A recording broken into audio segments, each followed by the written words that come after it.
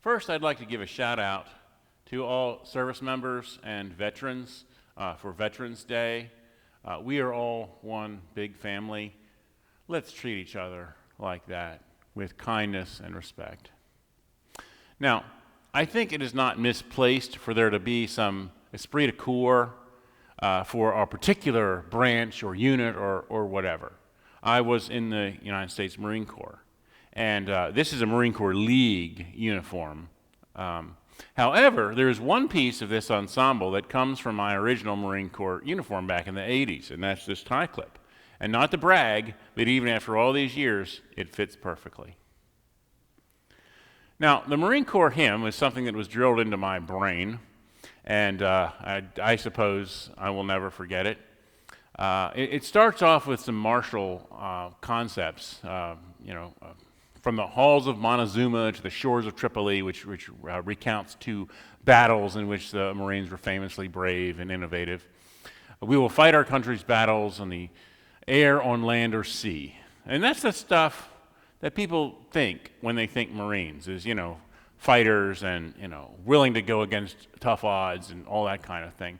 But to me, that is not what I learned from being in the Marines. I never took a rifle and shot another human being. I didn't need to do that. That wasn't my job, particularly, although I was trained to do it. Should it have become necessary? It never did. But the rest of that first verse of the Marine Corps hymn is much more salient to the Christian or to just the regular person on the street. First to fight for right and freedom, and to keep our honor clean. I am proud to claim the title of United States Marine. Right and freedom. These are concepts that are very important to all of us. And sometimes it does require that we fight. Not necessarily with fists or rifles, but, to stand up for what we believe in. What I learned more than I learned how to kill or, whatever, in the Marines was things like integrity and courage and respect. These are things that, when a culture does not have them, that culture is not long for this world. Things just start to fall apart. And, I am eternally grateful for the training that I had in the Marines. Now, like I say, all the martial stuff, well, I haven't used that in 30 years, and I never really did implement it for real. I just was trained in it a little bit. But honor, clean, fight for right and freedom, that's a good thing. And I think all of us should be focused in on that, to fight for right and freedom means to fight for that guy over there's freedom, or that gal over there's, right to vote, or, right to live in the way that they feel is appropriate for them without interference. There are a lot of places in which fighting for right and freedom is our responsibility as Christians.